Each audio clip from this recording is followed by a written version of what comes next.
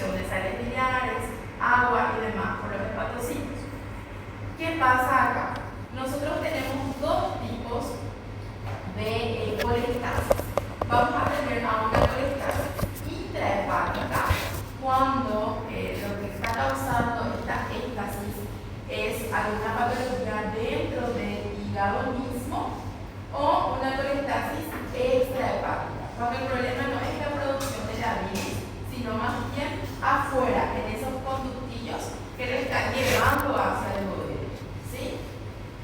¿Qué pasa acá? Generalmente, lo que más vamos a ver probablemente van a ser colestasis extrahepática, que es debido a las obstrucciones de los canalículos, ¿sí? Las enfermedades como la litiasis en los conductillos, por ejemplo, un tumor que hace una compresión externa, una estenosis de los conductos, para que van a causar esta colestasis extrahepática.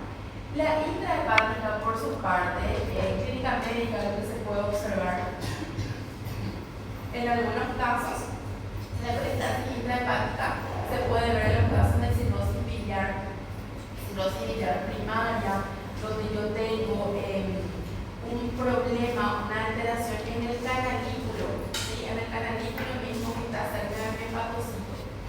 Entonces, el problema va a estar adentro, en ese sistema que vimos, en esa estructura que vimos recién. Hay causas genéticas también para la colestasis, pero son realmente de frecuencia muy baja. Es mucho más frecuente de ver la colestasis extrahepática, ya sea por litiasis, por procesos neoplásicos o por estenosis de los conductos. Y las intrahepáticas por la colangitis, por la cirrosis biliar primaria y las colangitis esclerosantes. ¿Qué es lo que pasa en la colestasis? Acá yo tengo lo que es la estructura magnificada de mi hepatocito, ¿sí? Todas estas células que estamos viendo acá son los hepatocitos. Aquí estaría mi canalículo biliar. ¿Qué pasa? Nosotros dijimos que el hepatocito produce la mayoría de los componentes de la bilis, forma la bilis en realidad, y lo manda hacia el canalículo. Eso ocurre normalmente, ¿sí? Yo tengo algo que está trancando mi flujo biliar, ya sea acá adentro o hacia afuera, pero se está disminuyendo ese flujo. Mi hepatocito sigue produciendo bilis, ¿verdad? ¿Qué pasa? Como sigue la producción de la bilis y la bilis no está circulando de forma adecuada, comienza a acumularse la bilis dentro de estos canalículos. Aumenta el tamaño de mi canalículo, que está lleno de bilis. Esto hace que aumente la presión dentro de mi canalículo también, hasta que llega un punto que la presión es demasiada y el canalículo se rompe, ¿sí? Se rompe este canalículo, extravasa la bilis hacia afuera y eso ocasiona cambios degenerativos en el hepatocito y en el tejido conjuntivo que está acá afuera, ¿sí? Va a dar lugar a la larga a lo que sería la fibrosis de las vías biliares, y si no se actúa a tiempo va a llegar a una destrucción del hepatocito acompañado de una cirrosis, ¿sí? Todo esto debido a esa acumulación de bilis. Histológicamente, sí. Só uma questão. A cirrose é a apoptose do hepatocito ou é a fibrose que causa por causa dessa apoptose? En realidad es una fibrosis que lleva a una inactividad de tu hepatocito, ¿sí? No es una muerte como tal del hepatocito, ¿sí? Una inactividad, una disminución de tu función. Ela faz enrijecimento, a fibrose.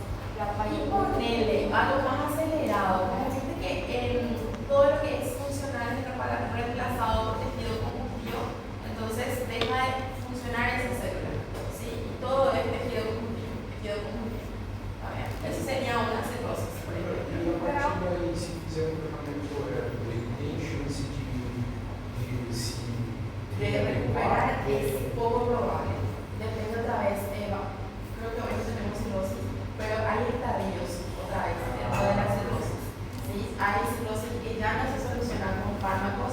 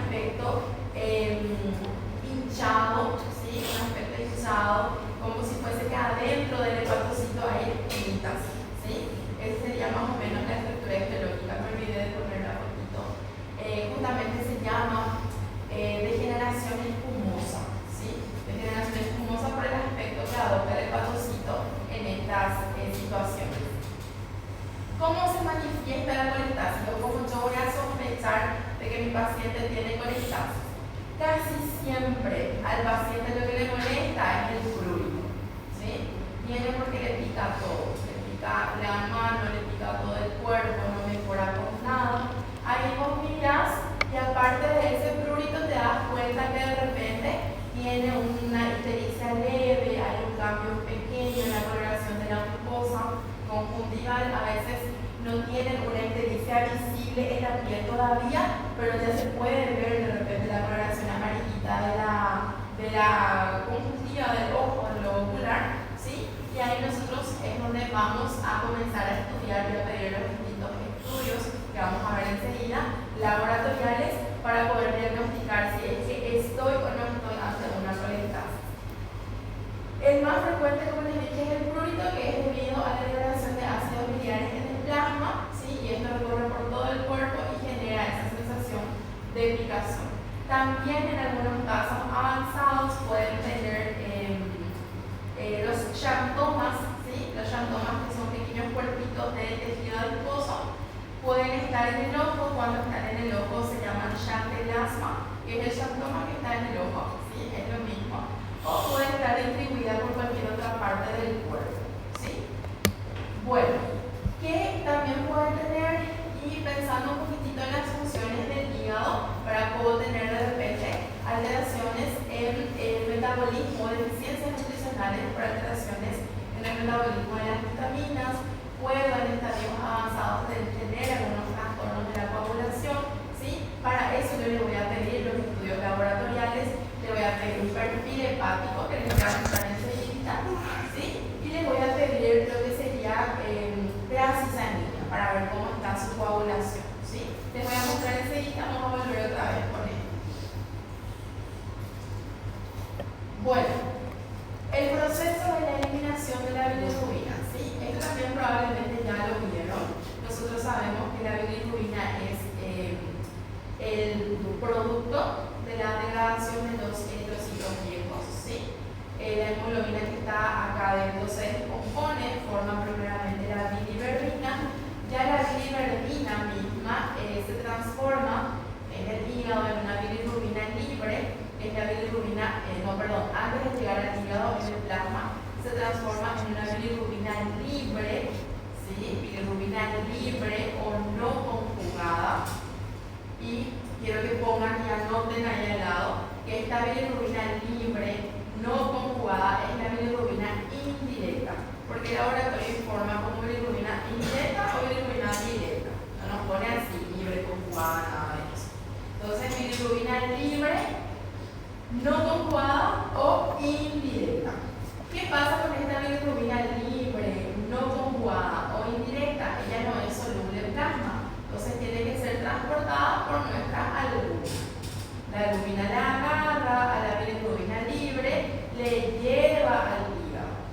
En el hígado, mi bilirrubina libre se absorbe a través de la membrana de mis hepatocitos, le separa de su albúmina y se convierte en bilirrubina conjugada.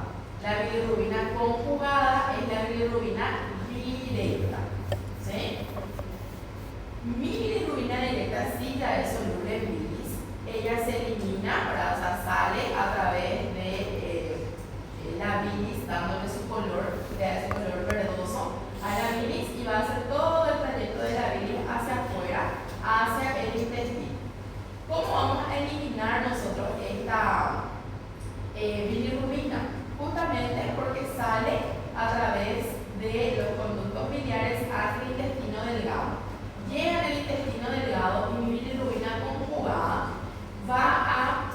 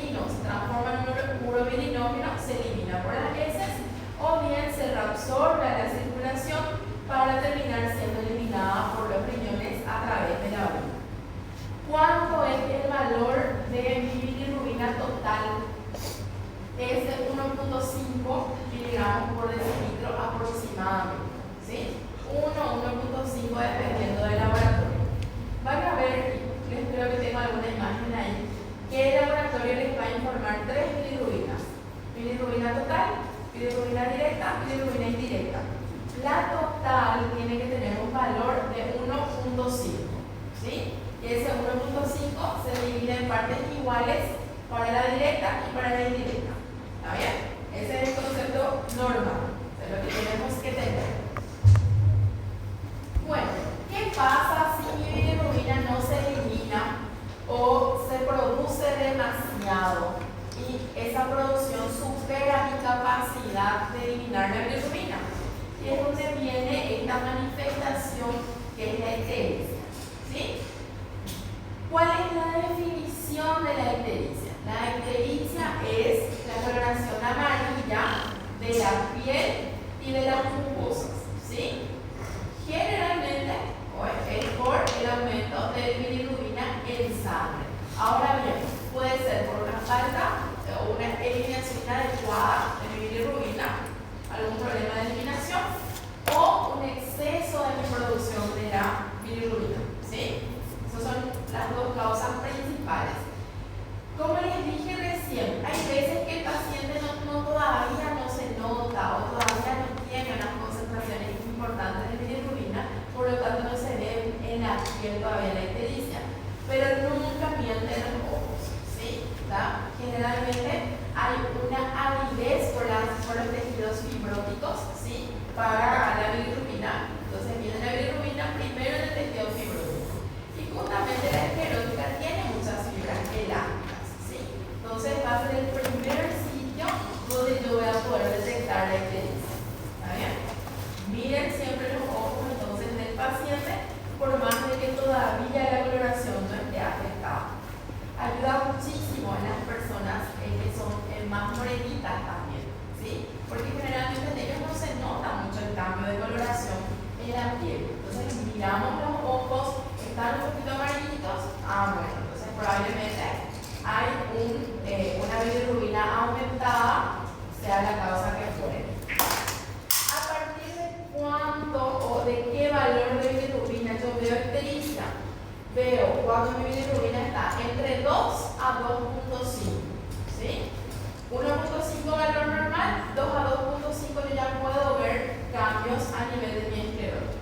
¿Está bien? 2.5.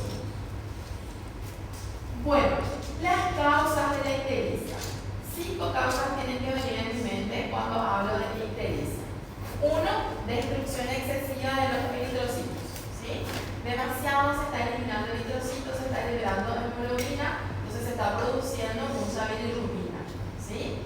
Otro, alguna afectación hepática que altera la conjugación de la bilirrubina. ¿Sí? Otro puede ser una obstrucción del flujo biliar, también es una causa frecuente, ya entra en este grupo. O directamente una producción excesiva de bilirrubina que sobrepasa mi capacidad de eliminar esa bilirrubina. ¿Sí? Clínicamente, nosotros le dividimos en 3 causas a esto que les acabo de comentar. Ictericia prehepática, ictericia intrahepática e ictericia posthepática. ¿Sí? Antes de mi hígado, en mi hígado, después de mi hígado. 3 causas principales. Antes del hígado o prehepática entran todas las enfermedades, todos los procesos que causan destrucción excesiva de mis eritrocitos. ¿Sí? Cualquier enfermedad sistémica que ocasione una debilidad en el eritrocito y que haga que el eritrocito se destruya más rápido y se produzca más bilirrubina, entra dentro de este grupo. Principal causa en nuestro medio, reacciones post-transfusión. ¿Sí? De repente no se hizo bien una reacción cruzada, no se hizo esas pruebas, entonces genera en el paciente una reacción hemolítica. Esa reacción hemolítica destruye muchos eritrocitos y estos eritrocitos liberan toda su hemoglobina y toda esa hemoglobina es convertida en bilirrubina, causa principal en nuestros medios. Y luego entran las alteraciones ya estructurales de nuestro eritrocito, como las hereditarias, esferocitosis, talasemia, anemia drepanocítica, donde yo tengo generalmente una estructura un poco débil, ¿sí?, de mi eritrocito. También podemos mencionar entre las causas prehepática, las hemorragias excesivas también podrían de repente llevar a la producción de muchos glóbulos rojos inmaduros que a la larga no son estables y terminan en la destrucción interesante de glóbulos rojos con liberación de hemoglobina y producción de bilirrubina, ¿sí? Bueno, prehepáticas entonces serían eso, destrucción excesiva de eritrocitos, cualquier enfermedad que destruya eritrocitos. Intrahepática. La intrahepática también recibe el nombre de hepatocelular, ¿sí? O sea, hay problemas en mi hígado que de repente están alterando ya sea la captación, la conjugación o la eliminación de mi bilirrubina, ¿sí? Afecta a las fases de ese que acabamos de ver de la formación de nuestra bilirrubina. Causas principales, ¿sí? Nosotros en nuestro medio lo que más vemos que ocasionan ictericia intrahepática o hepatocelular son la hepatitis, la cirrosis y los procesos neoplásicos para el carcinoma hepatocelular. Son las causas principales que vamos a ver en el medio, ¿sí? Pero también hay algunas enfermedades como la enfermedad de Gilbert, que afecta la captación de la bilirrubina en el hígado, que puede afectar la conjugación de la bilirrubina y va a determinar, eso es hereditario, la enfermedad de Gilbert es hereditaria, y va a determinar también una ictericia intrahepática, ¿sí? Pero es muy raro de ver, mucho más frecuente que veamos estas causas que están aquí. Colestasis inducida por fármacos. El fármaco, al menos que nosotros vemos que causa ictericia intrahepática, son los fármacos que se usan en el tratamiento de la tuberculosis, ¿sí? La isoniazida, la rifampicina, generalmente causa lesiones, ¿sí?, a nivel de los hepatocitos, que va a llevar a el aumento de repente de la bilis, de la bilirrubina, digo bien, y va a condicionar la aparición de ictericias. Pero no solamente afecta a los niveles de bilirrubina, ¿sí?, porque la afectación es el hígado del hepatocito y generalmente tengo también transaminasas, que vamos a ver enseguida, aumentadas, ¿sí? Entonces es una causa bastante frecuente de colestasis que van a ver al menos en el servicio de clínica médica, el tratamiento para tuberculosis. Dentro de las causas poshepáticas están todas las alteraciones que obstruyen al flujo biliar, ¿sí? Y ahí entran las alteraciones estructurales del conducto biliar, como la estenosis, que tiene una frecuencia relativa en el medio, la colelitiasis, o sea, la presencia de litiasis en los conductos, ¿sí? Algunas atresias del conducto biliar o obstrucción por tumores, generalmente los tumores de cabeza de páncreas, los tumores comprimen a lo que sería nuestro conductito y causa una obstrucción del flujo biliar que lleva a una ictericia poshepática. Lo que más vemos en el medio es la litiasis, ¿sí? Las litiasis como causa de ictericia poshepática es el más frecuente que van a observar en la práctica clínica. Y acá es importante, creo que tengo un slide después, es importante recordar que la poshepática, como yo no tengo un problema en mi hígado, mi bilirrubina se produce bien, se conjuga bien, hace todos los pasitos que vimos recién. Cuando yo tengo una obstrucción, lo que va a aumentar va a ser mi bilirrubina directa, ¿sí? Porque se llegó a captar, se llegó a conjugar, se llegó a hacer todo ese proceso, ¿sí? Solamente está afectado su trayecto, su proceso de eliminación, ¿sí? Entonces acá, en este caso, la bilirrubina directa solamente va a estar aumentada. Y en este caso de intrahepática yo puedo tener bilirrubina indirecta aumentada y aumento de transaminasas. ¿Está bien? Vamos a volver otra vez a eso, creo que justamente tengo un slide más adelante de las transaminasas y de las bilirrubinas. Bueno, esta es una tablita que nosotros solemos usar, es del Farreras, del libro de medicina interna, donde pone las principales diferencias entre la ictericia de etiología intrahepática o hepatocelular y la ictericia colestásica, ¿sí? ¿Cuál es más benigno?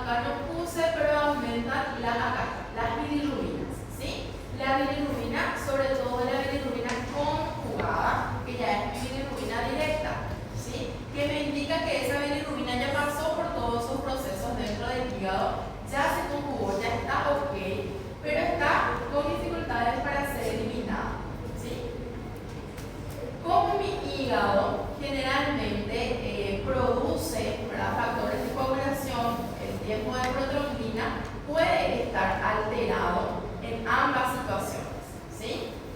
Los dos pueden tener alteraciones del tiempo de protrombina. ¿Cuál es la diferencia?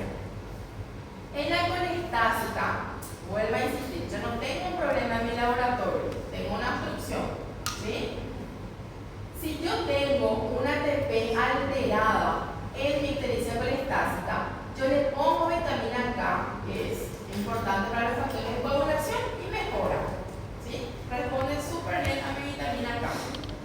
Pero en la ictericia hepatocelular, esta alteración de la ATP no responde a la vitamina K. ¿Por qué? Porque no funciona mi fábrica, ¿sí? No está funcionando ese proceso de conjugación, no está funcionando nada ahí. Por más que yo le ponga el sustrato, no va a poder trabajar con el sustrato. Entonces nunca mejora mi coagulación, mi TP en la ictericia hepatocelular, ¿sí? Y como les dije también hace rato, en la hepatocelular tengo generalmente un aumento de la bilirrubina no conjugada, ¿sí? Y a veces también se acompaña de un aumento de la bilirrubina conjugada. Lo más frecuente de ver es bilirrubina no conjugada aumentada. ¿Está bien? Son las principales diferencias entre una ictericia hepatocelular y una ictericia colestásica. Más grave la hepatocelular, ¿por qué? Porque es mi hígado el que tiene el problema, ¿sí? Y es un problema grande, ¿verdad? Que no vamos a poder solucionar desobstruyendo, como es el caso de mi colestásica. Bueno.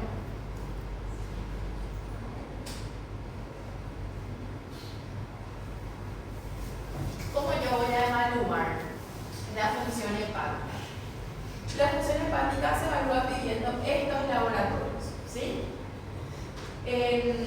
Cuando nosotros pedimos en el laboratorio perfil hepático, ya me incluye estos cuatro, ¿sí? ALT es la GPT, ¿sí? ALT o GPT. AST es la GOT, bilirrubina total. Y siempre los laboratorios me informan bilirrubina total, directa e indirecta, los tres. La gamma GT, y acá me faltó poner para que puedan agregar fosfatasa alcalina, ¿sí? La fosfatasa alcalina también forma parte del perfil hepático. Cuando ustedes piden perfil hepático, es eso lo que están pidiendo.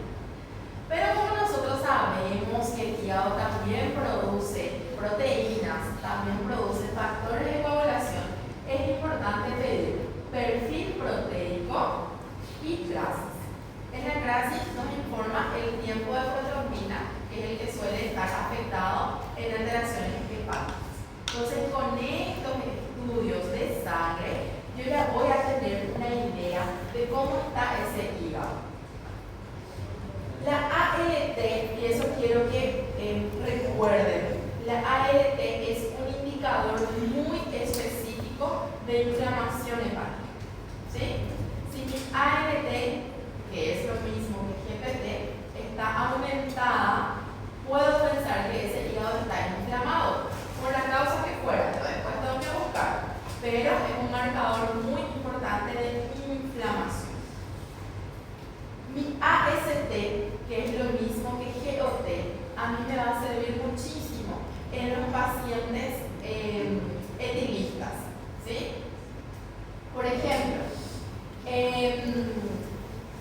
vamos a tener estas dos transaminasas informando el perfil hepático en un paciente que es alcohólico, pero alcohólico de verdad, que tomó toda su vida, toma todos los días, toma grandes cantidades. Vamos a ver que mi ALT va a estar baja y mi AST va a estar elevada, ¿sí? ¿Por qué? Y hay estudios que dicen que el alcohol actúa sobre las mitocondrias, sobre lo que sería la estructura mitocondrial, y que las mitocondrias liberan la AST mitocondrial, entonces condiciona que mi AST esté aumentado en los etilistas, ¿sí? Entonces, nosotros les debemos decir patrón etílico, ¿verdad? Que indica justamente el alcoholismo, y siempre es un patrón 2-1. ¿Qué quiere decir esto? Que mi AST está 2 veces más que mi ALT en un paciente alcohólico. O sea, alcohólico de verdad.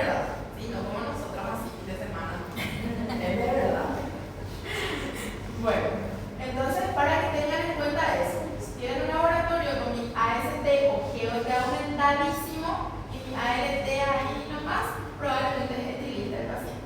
¿Sí? Bueno, bilirrubina total, que ya dijimos, vamos a volver a tocar enseguida la estructura de la bilirrubina total.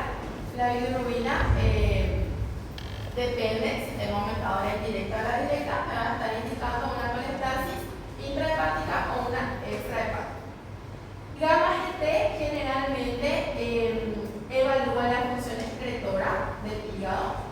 Tanto gamma GT como la fosfatasa alcalina suelen aumentar en caso de obstrucciones. ¿Sí? O sea, yo tengo una GGT y una fosfatasa alcalina aumentada junto con una bilirrubina directa aumentada, me indica patrón obstructivo. ¿Sí? Una colestasis extrahepática generalmente. ¿Por qué? Porque las dos se producen en la membrana de los canalículos. ¿Sí? Los canalículos o el hepatocito que está cerca del canalículo, entonces genera un aumento de estas sustancias. Acá falta poner la FA, la fosfatasa alcalina. Y siempre, como les dije, capacidad de síntesis del hígado va a ser evaluada por la clasis y por el perfil proteico. ¿Sí? O sea, yo puedo tener en un paciente que tiene la función hepática alterada, puedo tener hipoalbuminemia, ¿sí? Puedo tener descenso del ATP que va a ser traducido en trastornos de la coagulación, en sangrados, ¿sí? Entonces es muy importante evaluar también eso. Acá no puse, pero las pruebas imagenológicas también son importantes, ¿sí? Porque sobre todo la ecografía, que es muy sensible, en la ecografía nosotros vamos a ver, o nos va a informar en realidad la ecografía, qué tamaño tiene mi hígado, si es un hígado muy grande, si es un hígado pequeño, si la cirrosis casi siempre tiene ya un hígado pequeño, si hay fibrosis ya nos va a decir, si hay obstrucción ya nos va a decir, ¿sí? Entonces es muy importante caracterizar al hígado. Por lo que yo ya tengo un laboratorio que está diciendo que ese hígado está mal, tengo que caracterizar, ¿sí? Tamaño, composición, si se puede, si se tiene la forma, un ecodoppler hepático también es importante, que nos va a estar informando acerca del flujo, ¿sí? Del flujo sanguíneo dentro de este órgano tan importante para nosotros. ¿Está bien? Entonces, laboratorio y siempre se completa con un estudio imagenológico. Y ya dependiendo de cada patología en particular, se puede ir pidiendo otros estudios. Bueno, vamos a hablar un chiste de lo que es la hepatitis. ¿Sí? La hepatitis, por definición, es la inflamación del hígado.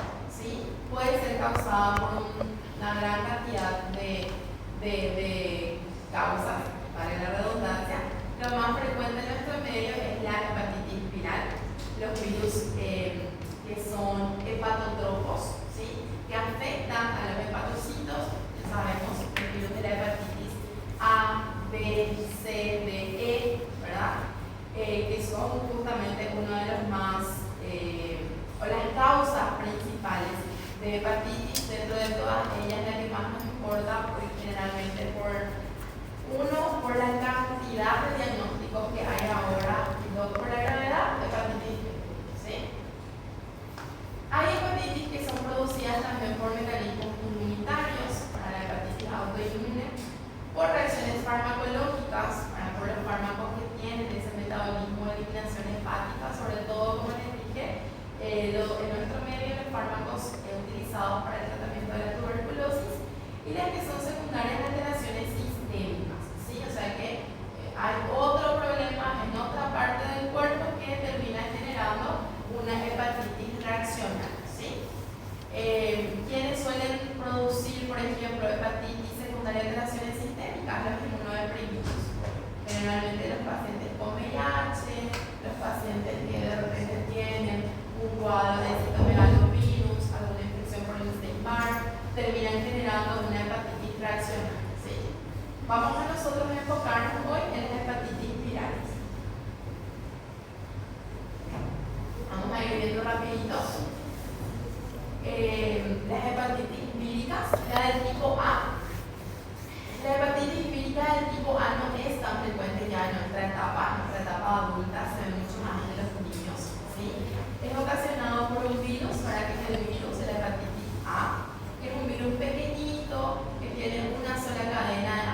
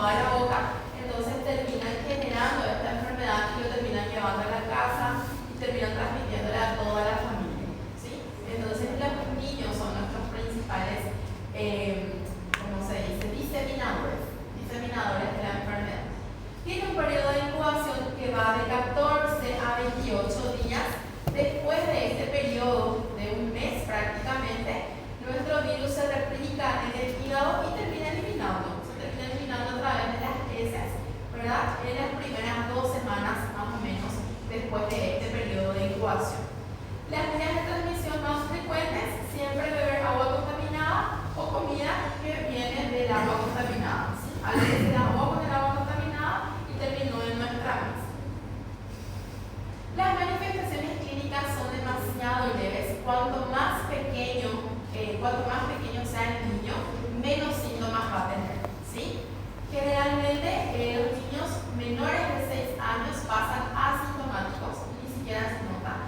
Y los que tienen a partir de 6 años hasta los 18 años, según el libro, pasan con una ictericia leve y síntomas generales, ¿verdad? Fatiga, astenia, inapetencia, pueden tener en algunos casos sensación febril acompañada de sudoración, pueden tener cambios en la coloración de la orina, ¿sí? Una orina un poquito más oscura, pero estos síntomas se dan en los niños mayores, ¿sí?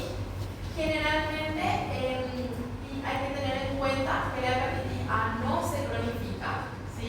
No es un virus que dé una forma crónica de la enfermedad, pero sí a veces la ictericia, si es que está presente, puede permanecer por 1 mes, 2 meses, hasta que después se va a eliminar, ¿sí? Es totalmente benigna y autolimitada. Bueno, como cualquier enfermedad viral tenemos un periodo de incubación, un periodo de enfermedad aguda, que es donde yo tengo los síntomas, y el periodo ya prácticamente de resolución, ¿sí? Esto va a ir variando entre una hepatitis y otra. Dijimos que nuestro periodo de incubación acá es de aproximadamente 1 mes, ¿sí? 14 a 28 días. Hubo la exposición, pasa por un periodo de incubación, ¿sí? Cuando se comienza a producir el anticuerpo contra nuestro virus de la hepatitis A, generalmente cuando empieza la enfermedad sintomática. Empieza la enfermedad aguda, la enfermedad clínica, empiezan los síntomas, ictericia, fatiga, En la primera semana de esa enfermedad sintomática, ahí comienza a producirse los anticuerpos contra la hepatitis A. ¿Sí? ¿Cuál de mis anticuerpos indica enfermedad aguda? Eso quiero que guarden también. IgM. ¿Sí? M me indica agudo, o sea, está en actividad mi enfermedad. ¿Sí? Posteriormente, ¿verdad? Conforme pasa el tiempo, va bajando los niveles de mi IgM, ¿verdad? Que persiste por unos meses. Si mal no recuerdo, eran 3 meses, no les quiero mentir, tengo que volver a mirar eso.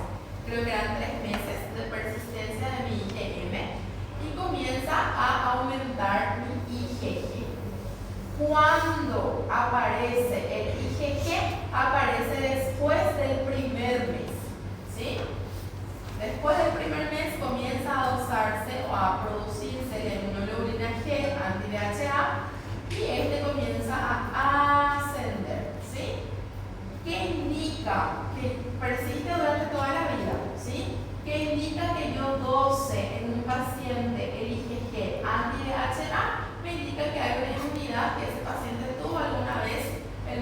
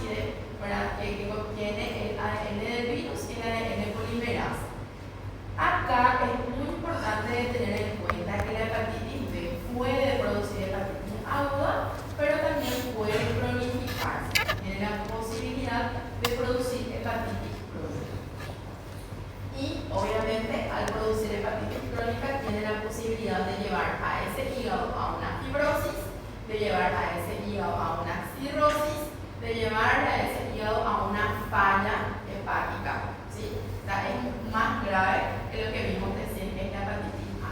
Y también podemos tener la posibilidad de nosotros, si es que tenemos este virus, de llevar un estado de portador, ¿sí? O sea, de transmisor del virus sin actividad viral. Tiene un periodo de incubación mucho más largo, ¿verdad? Que lo que acabamos de ver de nuestra hepatitis A. Se transmite por inoculación con sangre o suero contaminado, ¿sí? Y acá siempre se hace una salvedad por parte de los distintos de la CDC, por sobre todo quienes son poblaciones de riesgo. Siempre se hace esa aclaración para la hepatitis B.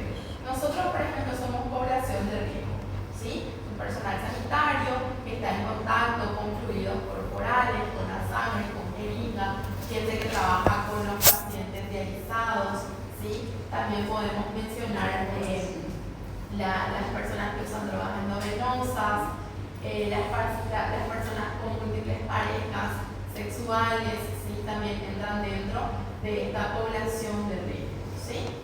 Entonces, es importante para tener en cuenta porque su diseminación es oral y sexual y también por las gotitas sanguíneas. Bueno, acá sí quiero que presten atención porque es un poquito engorroso para los antígenos, los anticuerpos de la hepatitis B, pero es importante que lo sepamos para saber si es que me informa en un laboratorio tal anticuerpo y qué significa ese anticuerpo, para saber si es una enfermedad aguda o una enfermedad inactiva o es solamente la vacuna o qué es lo que estamos viendo. 3 son los antígenos, no figuran todos, 3 son los antígenos más importantes para la hepatitis B. Acá nos figura uno que es la HbCAg, ¿verdad? Que es el antígeno central del nucleocápside. HbCAg, acá no figura, no sé por qué, que es uno de los principales. Luego tenemos a un polipéptido, que es este, HbEAg, y finalmente el antígeno de superficie, el HbES, que indica superficie, Ag, ¿sí? El HbCAg, como vimos recién, está en la cubierta externa de nuestro virus, ¿sí? Cubierta externa. Bueno, acá lo que le van a anotar va a ser al HbCAg. Aquí tenemos 3 antígenos. ¿Qué pasa? Estos 3 antígenos evocan a 3 anticuerpos, ¿verdad? Que van a ser dirigidos contra estos antígenos. Y los anticuerpos van a tener el mismo nombre que el antígeno, solamente que va a tener el prefijo anti, que indica anticuerpo. Por ejemplo, el anticuerpo dirigido al HbCAg va a ser anti-HbC, ¿sí? El anticuerpo dirigido al HbSAg va a ser anti-HbS. El anticuerpo dirigido al HbEAg es anti-HbE, ¿sí? Tienen marcador para que les escriba porque me están mirando así muy asustaditos. Porque yo creo que no da. Muy probable que no haya tratado.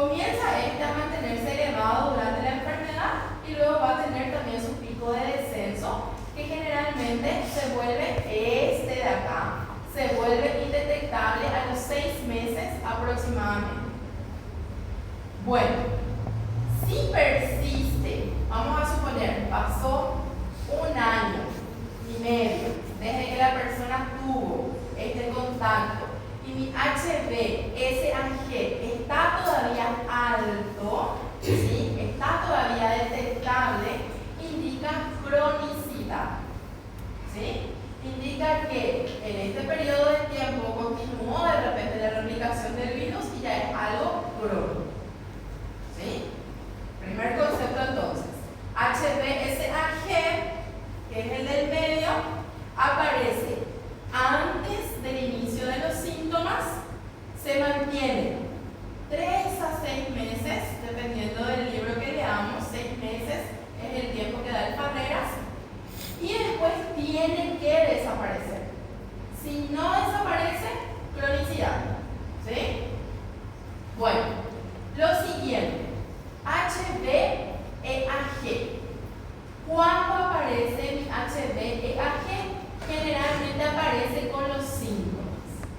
Comienza a ser dosado con la aparición de los síntomas. ¿Qué me indica mi HBeAg? Indica replicación viral activa. O sea que estoy en el periodo del auge de mi enfermedad. ¿Sí? Bueno, después tengo, acá no le puse, a mi HBC. ¿Sí? Perdón? O anticorpo não tem, mas hemoglobina, o antígeno seria esse ADNA de HC que você El forma. ADN viral se detecta por polimerasa, es diferente otra vez a los anticuerpos. Sí. El ADN se detecta en los primeros días, pero por la reacción en polimerasa, no por nuestra superficie y demás. No sé si es eso, pero Para mim, esse ADN de VIH seria um antígeno core. Ah, claro, porque viene de tu núcleo esos. Y sí, puede ser. Pero tu anticore, por ejemplo, está aquí. Y sí, tiene sentido. Claro, porque viene del núcleo. Tiene sentido. Bueno, ¿qué pasa? Tenemos ya 2. Vamos a tener a los anticuerpos dirigidos contra mi anti-HBs, que genera estos anticuerpos. Tengo 2 también. Tengo IgM y tengo IgG. La IgM anti-HBc se puede detectar incluso un poquito antes, si se fijan acá, un poquito antes del inicio de los síntomas. Mi síntoma, ponele que empezó acá en el 5 y en el 4 ya se puede detectar mi IgM anti-HBc. ¿Sí? Posteriormente, esto generalmente va disminuyendo con los meses y va siendo reemplazado por mi IgG anti-HBc. ¿Sí? Que va a ser detectado a partir de la semana 16 de los síntomas, o sea, del cuadro. ¿Está bien? Tenemos entonces IgM anti-HBc que se detecta a partir de la semana 4, aumenta de forma progresiva y luego va disminuyendo. Y mi IgG anti-HBc que comienza a detectarse en la semana 16 y se mantiene por un buen tiempo. ¿Está bien? Luego vamos con el anti-HBe. No le veo, no tengo anti-HBe, pero generalmente el anti-HBe es muy breve el tiempo en el que vamos a tener anti-HBe y este indica resolución, básicamente. La aparición del anti-HBe indica resolución de la enfermedad. El anti-HBs, ¿sí? El anti-HBs también lo podemos tener de IgG e IgM. La IgG anti-HBs es dirigido contra mi HBsAg y lo que indica es la no infectividad, ¿sí? O sea que esa persona no está más infecciosa en el momento que aparece mi IgG anti-HBs. Indica básicamente la recuperación de la infección, ¿sí? Bueno, hay un periodo que no puse acá y que no dice tampoco, que se llama periodo de ventana. En el periodo de ventana es cuando yo le pido el laboratorio a mi paciente la serología para hepatitis B, me informa todo esto, ¿sí? periodo de ventana, mi anti-HBS es negativo y mi HBS es negativo también. O sea, desaparece la HBsAg y todavía no se forma la anti-HBS. ¿Sí? Eso es normal en un lapso de tiempo que es entre la semana 24 a 28 y se llama periodo de ventana. O sea, podemos tener casos negativos para este antígeno. Bueno, la anti-HBS, y eso sí quiero que sepan, es la que va a estar presente en las personas vacunadas. ¿Sí? O sea, me indica, por ejemplo, yo le hago a un paciente que se vacunó y veo que mi anti-HBS está aumentado. ¿Sí? Entonces es el anticuerpo presente en personas inmunizadas de forma exitosa, o sea, que se hicieron sus dosis y que están protegidos. ¿Sí? Eso también es importante con el anti-HBS. La presencia del ADN del virus de la hepatitis también puede ser detectada durante las primeras semanas, desde la exposición a la semana 16 más o menos. Para la detección del ADN del virus nosotros tenemos algo que se llama carga viral, que se hace en los laboratorios, ¿sí? Que es una PCR, una reacción de cadena polimerasa, para que detecta al ADN viral y nos informa carga viral de tanto, ¿sí? O sea, y eso nos indica la actividad de esta enfermedad, ¿sí? Entonces también es algo con la que podemos, o una opción con la que podemos contar. Hay en todos los hospitales públicos, esto no, por lo tanto es un poquito más difícil de dosar, ¿sí? Pero el ADN del virus sí, solamente que este se dosa en las primeras semanas. Bueno,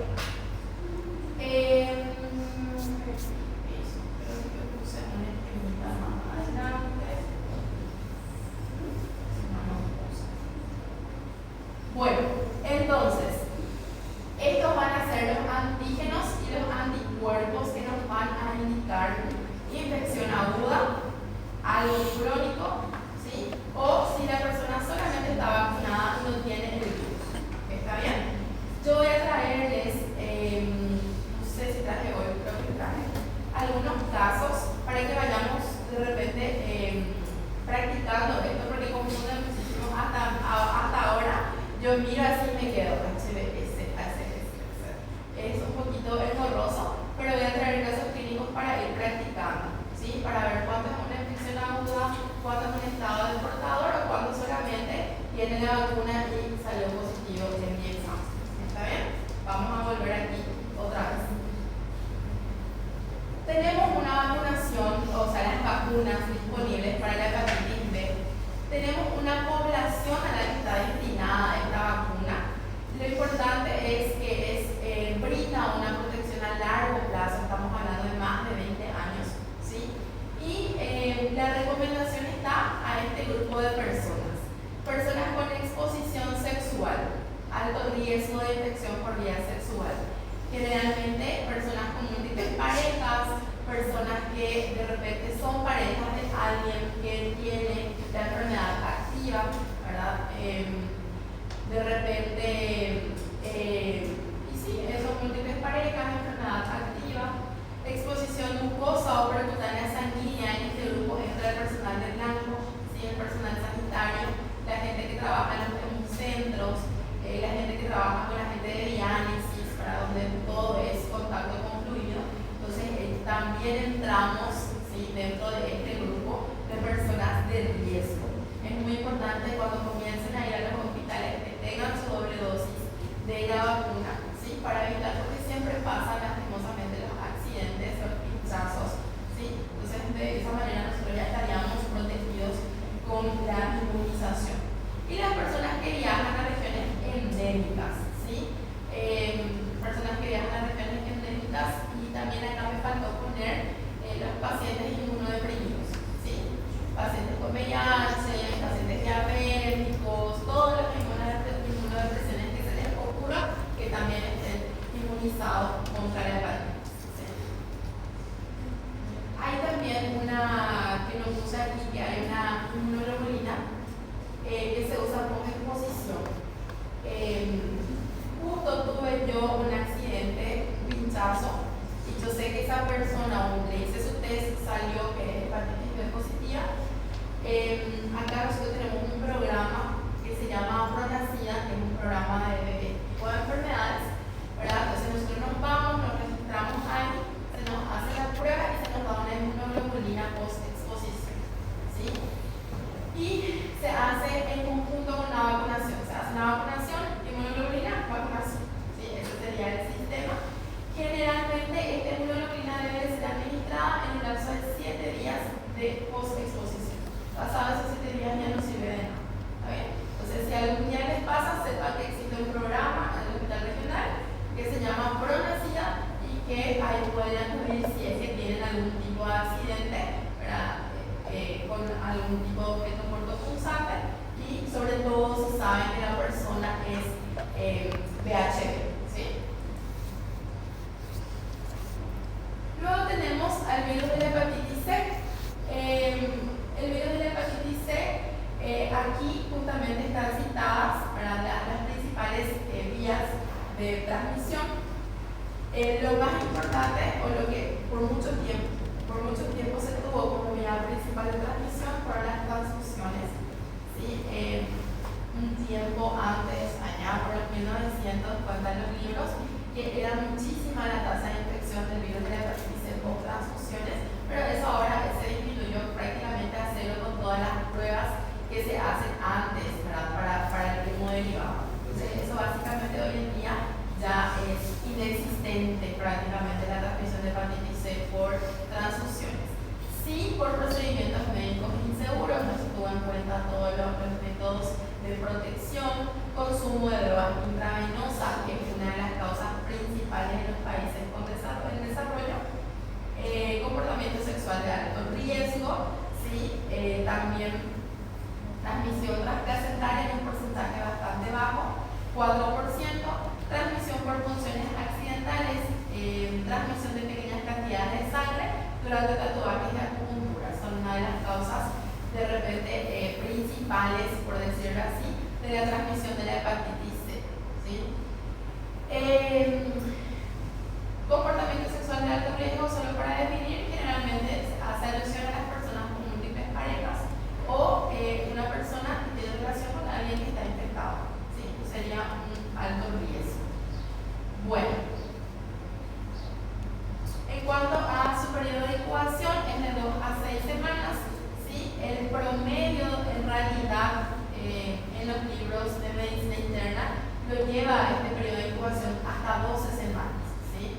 Entonces, en realidad, hasta 12 semanas puede ir el periodo de incubación. Casi siempre es asintomática, ¿sí? Y cursa con ictericia leve.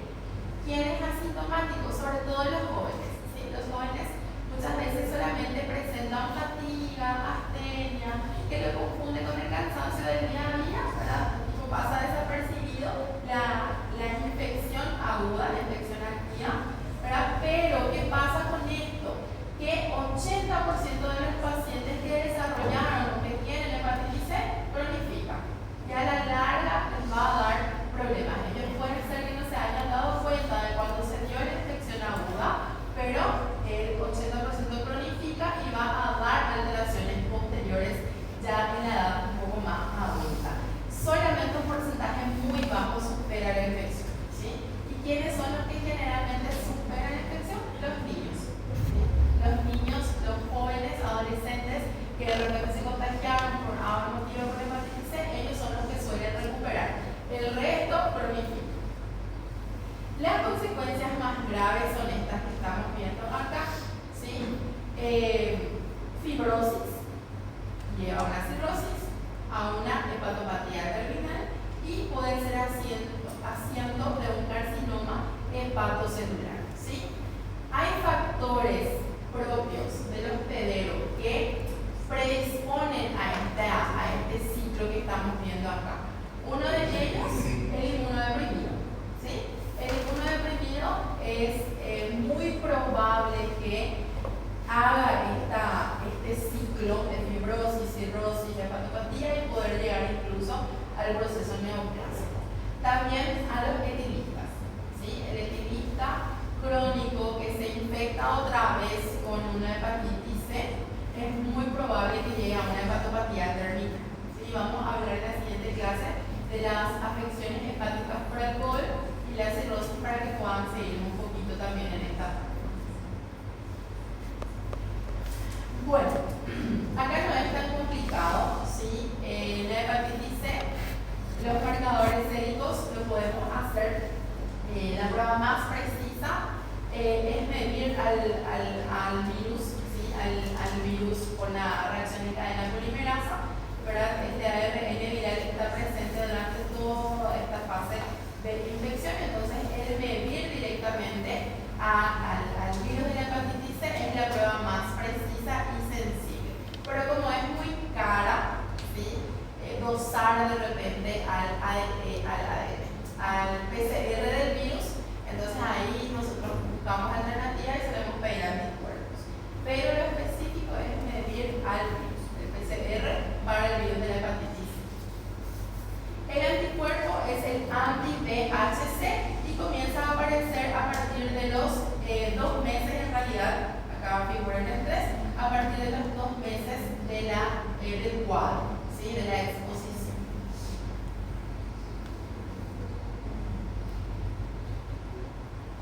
La hepatitis D, que es un poco más rara, ¿verdad? Es un virus perteneciente a la familia de la Delta Viridae. Siempre, como es muy bien estable, requiere de la existencia del virus de la hepatitis B para replicarse, ¿sí?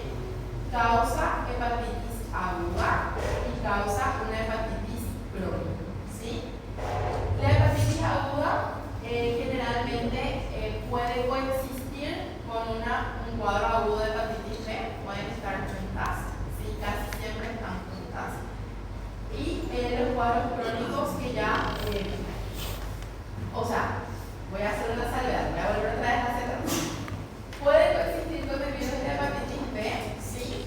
Y hay 2 formas, por decirlo así. Cuando los 2 son agudos, ¿sí? La hepatitis D y la hepatitis B ambos son agudos, o cuando yo tengo un paciente que ya es hepatitis B crónico, ¿sí? En un estado crónico, que hace un cuadro agudo de hepatitis B. ¿Está bien? Son las 2 situaciones en las que puedo tener esa coexistencia con el virus de la hepatitis B. La transmisión es similar al virus de la hepatitis B que vimos recién, o sea, la población de riesgo es la misma, nosotros estamos dentro de esa población de riesgo, ¿sí? Se diagnostica mediante la detección de anticuerpos contra el virus de la hepatitis B o el ARN viral directamente en el suelo, ¿sí? No tiene un tratamiento específico y la inmunización con el virus de la hepatitis B de cierta forma también ya ofrece protección contra el virus de la hepatitis, ¿sí? Y muy importante tener en cuenta que una persona que tiene hepatitis B, ya sea en estado portador, ya sea crónico, si yo logro aislar o detectar a la hepatitis D en ese paciente, eso automáticamente engrava, ¿sí? Lleva un agravamiento de ese paciente, ¿sí? ¿Por qué? Porque la presencia del agente delta aumenta el riesgo de que esa persona tenga una hepatitis fulminante, aumenta muchísimo la gravedad. Por más que el paciente ya sea un B crónico estable, al tener delta aumenta esa posibilidad, ¿sí? Por último, la hepatitis E. La hepatitis E es muy parecida a la hepatitis A, ¿sí? Ella también tiene transmisión fecal oral. Generalmente también se parece, tanto desde su transmisión, la sintomatología leve, todo es muy parecido a la hepatitis A. Tiene 3 genotipos, donde el genotipo 3 sí se asocia a infecciones crónicas. Y ahí está la diferencia con la A. La A no cronifica, la E sí cronifica. Sobre todo el genotipo 3. ¿Sí? Causa enfermedad aguda, generalmente autolimitada, y siempre es de mayor gravedad en las mujeres embarazadas. En las mujeres embarazadas causa una insuficiencia hepática aguda grave generalmente, que tiene una mortalidad de hasta el 20% en las gestantes, ¿sí? En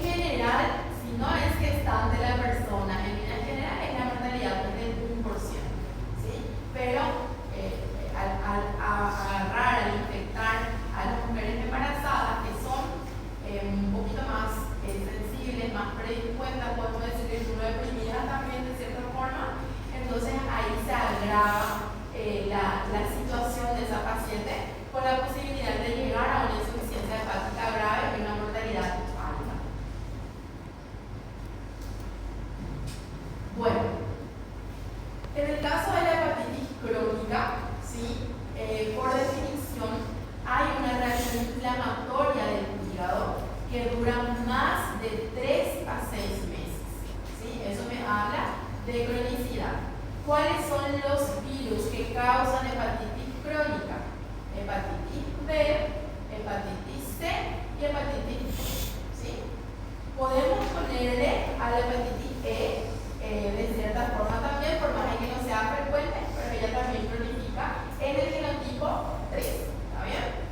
Presenta elevación persistente de aminotransferasas séricas y hallazgos histopatológicos en la biopsia del hígado. Para que yo hable de lesiones o para que yo hable de hepatitis crónica, generalmente se toma una muestra del tejido hepático y se busca las características histológicas o anatomopatológicas realmente que vayan a favor de esta hepatitis crónica. No hay un tratamiento como tal, generalmente, de hecho, es una de las causas principales de necesidad de trasplante hepático en el adulto. ¿Sí? O sea, el tratamiento es trasplante en la mayoría de los casos. ¿Sí? Entonces, ya es un estadio demasiado tarde, entonces los tratamientos probablemente ya nos van a dar, sobre todo si llegamos a una etapa de cirrosis que vamos a hablar la siguiente clase, en un estadio ya muy